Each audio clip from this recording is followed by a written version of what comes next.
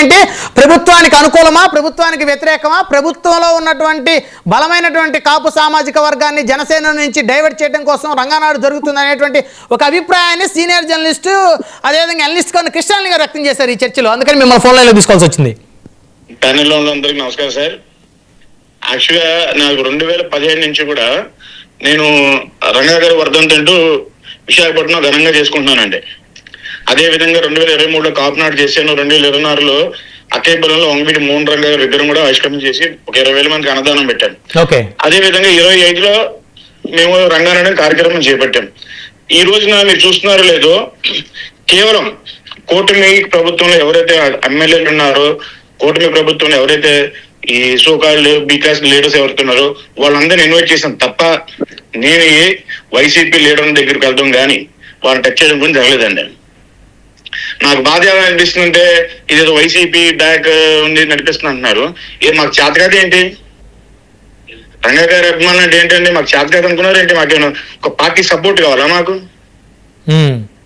అంతేకన్నా గారు, మాకు రంగా గారి అభిమానులు అంటే మాకు ఏ పార్టీలో మాకు సపోర్ట్ అవసరం లేదండి. అవును, స్వచ్ఛందంగా ప్రజలు వస్తారు కదా. మాకు విశాఖపట్నంలో ఈ రోజున మా కమిషనర్ పోలీస్ గారు ఎవరైతే ఉన్నారో మాకు పూర్తి సపోర్ట్ పోలీస్ డిపార్ట్మెంట్ నుంచి మాకు అందింది. కాకపోతే ఏంటంటే ఇప్పటికీ ఒక 3 వెన్యూలు మార్చారు. కొంచెం ఏంటంటే కొంచెం ట్రాఫిక్ ఎక్కువ క్లియరెన్స్ కి ఇబ్బంది పడుతుందని చెప్పి కొంచెం ట్రాఫిక్ పోలీసులు వాళ్ళు మమ్మల్ని విజ్ఞప్తి చేస్తే సో అనేసరి ఈరోజు ఇన్నర్ బిట్ మాల్ అని చెప్పేసి నార్త్ కాన్ఫరెన్స్ లో పెట్టడం జరిగిందండి. ఓకే. సో ఇప్పుడు మాకు ఎటువంటి గవర్నమెంట్ కి మేము ఇంకా గవర్నమెంట్ కి యాంటీ కాదు. మాకు దీనిలో అదే ఫస్ట్ నుంచి మేము కూడా చెప్తున్నాం, దీనిలో no politics no religion, only Ranganadu. Ranga గారు అభిమానులు అన్ని పార్టీల్లో ఉన్నారు. అవును అవును. దయచేసి దీనికి అనవసరంగా వైసీపీ ముద్ర అనేది చాలా మంది పులుగుతున్నారు. అది చాలా తప్పండి.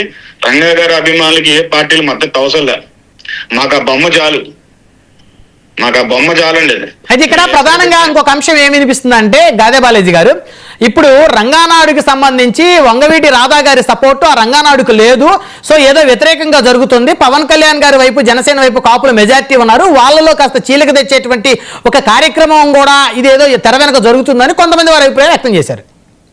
సార్ ఇప్పుడు ఎవరైతే సోకాళ్ళు ఇవన్నీ చెప్పుకుంటూ వచ్చారో వాళ్ళందరూ ఒకటి అడుగుతున్నాను సార్, అంటే వీళ్ళ మైండ్ ఈ స్టెబిలిటీ ఎంతవరకు ఎనాండి, వీళ్ళ మైండ్ ఎంతవరకు ఉంటుంది, వీళ్ళు అదగరా వీళ్ళు? అరే నేను అప్పుడు లాస్ట్ టైం కాపునాడు చేస్తే అప్పుడు వైసీపీ గవర్నమెంట్ టీడీపీ చేశానని చెప్పారు, జనసేన సపోర్ట్ నడిపించారని చెప్పారు. ఈ రోజు నేను ఇది చేస్తుంటే అంటే అసలు వీళ్ళ మైండ్ ఎలా ఉంటాయంటే అండి వీళ్ళకి ఇంతే ఈ ఫ్రస్ట్రేషన్ వాళ్ళు వీళ్ళు ఎప్పుడు మారుతారో కానీ ఆ రోజు జాతి బాగుపడుతుంది. అంటే ఇప్పుడు ఈ రంగానాడు కార్యక్రమం వెనక ఏ రాజకీయ పార్టీ లేదు.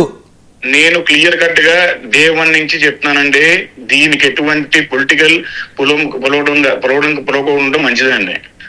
మేము రంగా గారి మీద అభిమానంతో 2017 నుంచి విజయవాడలో విశాఖపట్నం కార్యక్రమాలు చేస్తున్నాం. ఈ రోజు మాకు కొత్త కాదు, కావాలంటే వాళ్ళందరూ తెలుసుకోమని చెప్పి. అంటే ఇప్పుడు బాలాజీ గారు ఈ రంగనాడు కార్యక్రమాన్ని మీరు నిర్వహిస్తూ కొంతమందిని ముఖ్య అతిథులుగా ఆహ్వానించారు, వారిలో ఆశా గారు ఒకరు. అంతేనండి. అంతేగాని ఆశా గారు రాజకీయ రంగ ప్రవేశం కోసం ఆవిడ ఏర్పాటు చేసుకున్న వేదిక రంగనాడు కాదు. లేదండి, లేదు. మేము రంగానాడు కార్యక్రమాన్ని ఆవిడ చీఫ్ గెస్ట్ కింద ఇన్వైట్ చేశాం. మేము ఇంకా ఎవరైనా ఇన్వైట్ చేశారు? శాంతన్ కుమార్ గారిని చేశామండి, రాధా గారిని పిలిచామండి. అదే విధంగా ఫస్ట్ నవంబర్ 3వ తారీఖున ఏ రోజైతే రంగానాడు కార్యక్రమం మేము చేపట్టామో అదే రోజు మేము పవన్ కళ్యాణ్ గారికి అపాయింట్మెంట్ కోసం కూడా మేము ఆయనకి అపాయింట్మెంట్ లెటర్ కూడా మీకు కావాలని పంపిస్తాను. నేను అపాయింట్మెంట్ కూడా నేను అడిగానండి. పవన్ కళ్యాణ్ గారిని కూడా ఈ కార్యక్రమానికి ఇన్వైట్ చేద్దామని అడిగారు. నేను మీకు లెటర్ కూడా పంపిస్తాను, చూడండి. పంపించండి. 2023లో కూడా నా కాపునాడు కార్యక్రమం చేస్తున్నప్పుడు పవన్ కళ్యాణ్ గారు నన్ను పిలిచి అడిగారు, ఏంటిది ఎందుకు చేస్తున్నావు అంటే, అన్న ఇది మీరు పెద్దన్న పాత్ర పోషించమన్నారు కాబట్టి నేను పోషిస్తున్నా, మీరు లైన్ చెప్పారంటే అప్పుడు నాకు లైన్ చెప్పారు. రాజ్యాధికారం లేని కులాలందరూ రాజ్యాధికారం చేయడం అయితే నాకు లైన్ అన్నారు. సో ఇదే లైన్ ఫాలో అయ్యాం. సో ఇదే మళ్ళీ 2025లో కూడా ఫస్ట్ మేము రంగానాడు కార్యక్రమం మొదలు పెట్టినప్పుడు నేను పవన్ కళ్యాణ్ గారి అపాయింట్మెంట్ అడిగానండి. మధుసూదన్ గారి పిఎస్ పంపించడం జరిగిందండి. వాళ్ళ దగ్గర నుంచి నాకు ఎటువంటి స్పందన లేదు, వస్తుందని వెయిట్ చేస్తున్నా అండి. అయితే జనసేన ఎమ్మెల్యేలు, టీడీపీ ఎమ్మెల్యేలు పిలిచారు మీరు? డెఫినెట్ గా నేను మొత్తం క్లియర్ గా మీకు పిక్స్ కూడా పంపిస్తాను. నేను ఎక్కడ కూడా నేను ప్యూర్లీ కూటమి సపోర్టర్. నేను గతం కూడా నేను కందుకూరు ఇష్యూలో కూడా అదే విశాఖపట్నంలో ప్రెస్ మీట్ పెట్టి నేను పాలాభిషేకం కూడా చేశాను. నాకు ఎలా అనిపిస్తుందంటే అదే ఈ కొంతమంది సోకాళ్ళు ఎవరైతే ఉన్నారో ఇంకా వాళ్ళ మైండ్ ఇంకా అక్కడితో అయిపోతున్నాను అనుకుంటున్నాను, వీళ్ళు ఇంకా బాగుపడరేమో అనుకుంటున్నాను. ఎందుకంటే నేను ప్యూర్లీ చెప్తున్నా, ఇది నో పాలిటిక్స్ నో క్యాష్ అని చెప్పి. ఇప్పుడు అనవసరంగా రాజకీయ పొలంలో ఓకే, అయితే ఈ రంగానాడు కార్యక్రమానికి తెలుగుదేశం ఎమ్మెల్యేలని, జనసేన ఎమ్మెల్యేలని కూడా మీరు ఇన్వైట్ చేశారు. ఇన్వైట్ చేసి వైసీపీ నుంచి